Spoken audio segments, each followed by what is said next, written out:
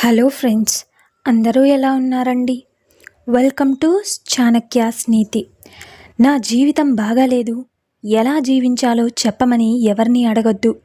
ఎలా జీవించాలో ఒక కుక్క ఇంకొక కుక్కను అడగదు. ఒక గాడిద ఇంకొక గాడిదను అడగదు. ఒక మనిషి మాత్రమే ఇంకొక మనిషి జీవితాన్ని చూసి అడుగుతాడు. ఎవరి జీవితం వారిదే. ఇంకొకరి జీవితంతో పోలిక ఉండదు. అందుకే ఎలా బ్రతకాలో ఎవరిని అడగవద్దు. మీ బ్రతుకు మీరే బ్రతకండి. అర్థమైంది కదండి? నీవు సంతోషంగా ఉండాలని కోరుకుంటే సంతోషంగానే ఉంటావు.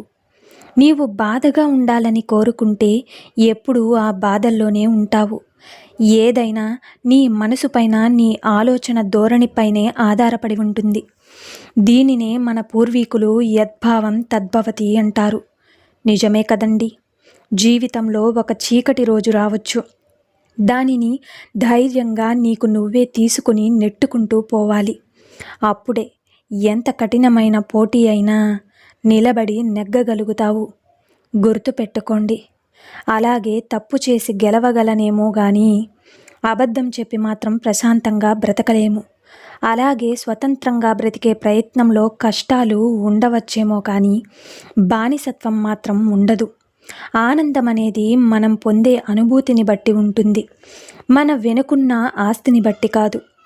సంతోషం అనేది సంతృప్తి చెందే మనసుని బట్టి ఉంటుంది, మనకున్న సంపదను బట్టి కాదు. గుర్తుపెట్టుకోండి. అలాగే సంతోషం నేర్పలేని ఎన్నో విషయాలు కన్నీళ్లు నేర్పిస్తాయి. గెలుపు నేర్పలేని ఎన్నో పాఠాలు ఓటమి నేర్పిస్తాయి. స్నేహం నేర్పలేని ఎన్నో జాగ్రత్తలు మోసం నేర్పిస్తుంది. అందుకే అంటారేమో, ఏమీ జరిగినా మన మంచికే అని. ఒక్క విషయం గుర్తుపెట్టుకోండి. అవకాశం రాకపోవడం నీ దురదృష్టం. వచ్చిన అవకాశాన్ని సద్వినియోగం చేసుకోకపోవడం నీ నిర్లక్ష్యం. అవకాశాన్ని సరిగ్గా వాడుకోవడం నీ ఇంకితం. లేని అవకాశాన్ని సృష్టించుకోవడం నీ తెలివి. నిన్ను చూసి నవ్విన వాళ్ళే నిన్నే అవకాశం ఇవ్వమని అడగడం నీ విజయం. గుర్తుంచుకోండి. నీకు అవకాశం ఇచ్చిన వాళ్ళని తలదించుకునేలా చేయడం నీ ఓటమికి కారణమవుతుంది. అందుకే ఎక్కడ నెగ్గాలో, ఎక్కడ తగ్గాలో, ఎవరిని గౌరవించాలో అన్నీ తెలుసుకుని జాగ్రత్తగా మసులుకో.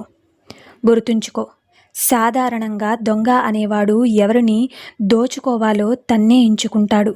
కానీ నిన్ను దోచుకునే రాజకీయ దొంగని నువ్వే ఎన్నుకుంటావు. సాధారణ దొంగను పోలీసులు తరిమి తరిమి పట్టుకుంటారు. కానీ రాజకీయ దొంగను ఏ హాని కలగకుండా పోలీసులు కాపాడుతూ ఉంటారు. నిజమే కదండి? అలాగే ఒకరిని తొక్కి ఎదగడం, ఇక ఏ తప్పు చేయని వారిని బాధపెట్టి సంతోషించడం గొప్ప కాదు. ఒకరి పతనం నువ్వు చూడాలనుకుంటే నీ పతనం పైవాడు చూస్తాడు. ఒకరిని అనవసరంగా బాధ పెడితే అంతకంతా రెట్టింపు బాధ ముందు ముందు నువ్వు అనుభవిస్తావు. వదిలేస్తే జారిపోయేవి ఎన్నో ఉంటాయి. అలాగే కానీ పట్టుకుంటే మనతో ఉండిపోయావు కూడా అంతకు మించి ఉంటాయి. అదే జీవితమైనా, బంధాలైనా, మిత్రులైనా, ఇంకేమైనా సరే. అర్థమైంది కదండి? అలాగే ఒక స్త్రీ పురుషుడు కంటే బలమైనది కాకపోవచ్చు, కానీ ప్రతి మగాడి బలహీనత ఆడదే. నవ్వుతూనే ఖైదీ చేస్తుంది, కళ్ళతోనే కట్టిపడేస్తుంది. నిజమే కదండి? అలాగే స్త్రీ అంటే ప్రేమను అందించడంలో ఓ అమ్మ, అందంలో ఓ దేవత, తెలివితేటల్లో ఓ మంత్రి, ఆదరించడంలో ఓ బంధువు, ద్వేషించడం మొదలు పెడితే నిప్పు, విజయానికి ఒక పర్వతం, స్నేహంలో ఓ నమ్మకం, దండించడంలో ఓ ఉపాధ్యురాయులు. ఇన్ని గొప్ప విషయాలు ఎన్నో ఉన్నా ఎవరికి అర్థం కాని ఓ పొడుపు కథే స్త్రీ అంటే. అర్థమైంది కదా? జీవితంలో అతి ప్రమాదకరమైనది ఏంటో తెలుసా? దుఃఖం. దాన్ని దిగమింగడం నేర్చుకోవాలి. ఇంకా భయంకరమైనది ఏంటో చెప్పనా? నిరాశ. దాన్ని అస్సలు పట్టించుకోకూడదు. ఇంకా నీచమైనదేంటో చెప్పనా? అసూయ. దాన్ని ఏమాత్రం కూడా లక్ష్యం పెట్టకు. ఈ మూడు జీవితంలో నెగ్గుకొని వచ్చావంటే నీ అంత గొప్పవాడు ఈ లోకంలోనే ఉండడు. గుర్తుపెట్టుకోండి. అలాగే జీవితంలో కష్టపడడమే కాదు, దాని ఫలితాలను కూడా అనుభవించాలి. అలా ఎందుకంటున్నానంటే, కష్టపడేవాడు కష్టంలో సుఖాన్ని చూసుకుంటాడు, కానీ వాటి ఫలితాన్ని ఎక్కువ దాన ధర్మాలకే ఒప్పుకుంటాడు తప్ప వాళ్ళు అనుభవించడానికి కాదు. ఆత్మాభిమానం ఒక్కటే జీవితంలో ఉంటే సరిపోదు. దానికి ధైర్యం, తెగువ, సాహసం, తెలివితేటలు, ప్రణాళిక, ఇంకా దైవబలం కూడా తోడుండాలి. లేకపోతే నీ జీవితం అర్థవంతంగా ముగిసిపోవాల్సి వస్తుంది. నలుగురిలో తల ఎత్తుకోలేవు. కాబట్టి జాగ్రత్తగా ఉండాలి. ఇల్లును కట్టేటప్పుడు వాస్తు ప్రకారమే కడుతున్నారు. మరెందుకు వాస్తులు సరిలేవని ఇల్లులు పడగొడుతున్నారు? లాభ నష్టాలు అంతా విధిరాత ప్రకారమే జరుగుతుంది తప్ప వాస్తుల్లో ఏమీ లేదు. దాని పేరుతో వ్యాపారం తప్ప. అలాగే ప్రతి స్త్రీ కోపం వెనుక ఒక చిన్నపాటి ఆశ, అలాగే ఆరాటం కూడా ఉంటుంది. కానీ అర్థం చేసుకున్న మగవాడికి తను ఒక దేవతలా కనిపిస్తుంది. ఇంకా అర్థం చేసుకోని వాడికి ఆమె ఎప్పటికీ ఒక తొలనొప్పిగానే ఉంటుంది. నిజమే కదండి. అలాగే ఈ సమాజంలో సాయం చేసే చేతులకి గాయం చేసే మనుషులే ఎక్కువ. నిజమే కదా. గుర్తుంచుకోండి, సానుభూతి కోరుకునే బ్రతుకు జీవితాంతం అబద్ధం చెబుతుంది. కానీ నిన్ను నమ్మని వాళ్ళ గురించి ఆలోచిస్తూ నీ జీవితాన్ని ఎప్పుడూ కూడా నాశనం చేసుకోవద్దు. ఎక్కువగా అడుక్కుంటే అలుసైపోతావు, ఎక్కువగా మాట్లాడితే చులకనైపోతావు. అందుకే కుదిరినంత మౌనమే మంచిది. నిజమే కదండి.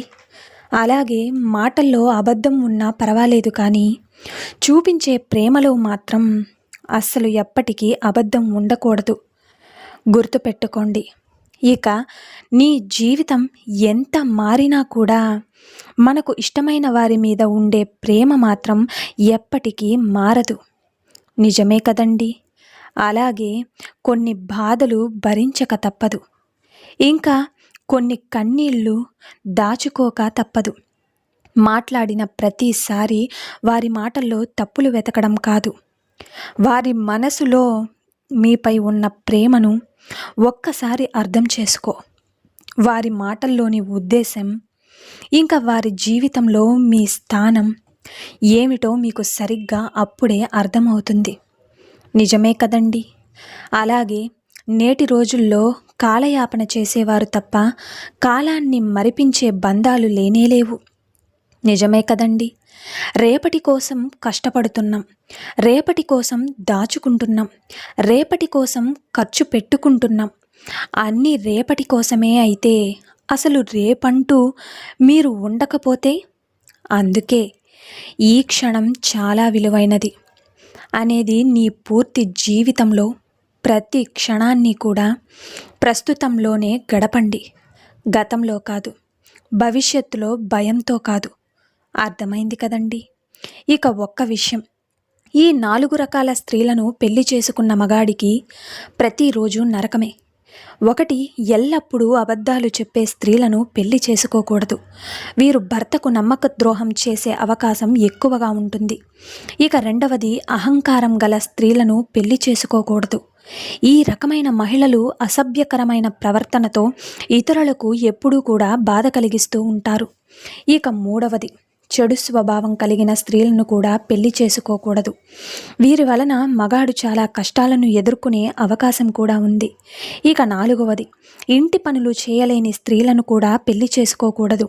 ఎందుకు అంటే అలాంటి స్త్రీలు భర్తకే కాదు, కుటుంబానికి కూడా భారంగా మారుతారు. కాబట్టి ఈ 4 రకాల స్త్రీలను ఎప్పుడూ కూడా పెళ్లి చేసుకోకండి. పెళ్లి చేసుకుంటే నీ జీవితంలో బాధలు పడక తప్పదు. కాబట్టి కాస్త ఆలోచించండి. దీని గురించి మీరేమనుకుంటాను అన్నారు అన్నది కామెంట్ సెక్షన్లో తెలియజేయండి. సో చూసారు కదండి ఇవాళ వీడియో. ఈ వీడియో మీకు నచ్చిందని అనుకుంటున్నాను. నచ్చితే చిన్న లైక్ చేయండి. అలాగే మన ఛానల్ ఎవరైనా స్టార్టింగ్ చేస్తుంటే సబ్స్క్రైబ్ చేసుకోవడం మర్చిపోద్దండి. ఇలాంటి చాణక్య నీతి మరిన్ని మోటివేషనల్ వీడియోస్ అన్నీ కూడా మీకు నోటిఫికేషన్ రూపంలో రావాలంటే పక్కనున్న బెల్ సింబల్ని అయితే క్లిక్ చేయడం మర్చిపోద్దండి. అలా చేస్తే నేను పెట్టే ప్రతి వీడియో మీకు నోటిఫికేషన్ రూపంలో వస్తుంది. So thank you for watching friends. రేపటి వీడియోలో చాణక్యులు గారు ఏ మంచి మాటలను, ఏ మంచి సూక్తులను మనకి చెప్పబోతున్నారన్నది మనం రేపటి వీడియోలో అయితే తెలుసుకుందాం.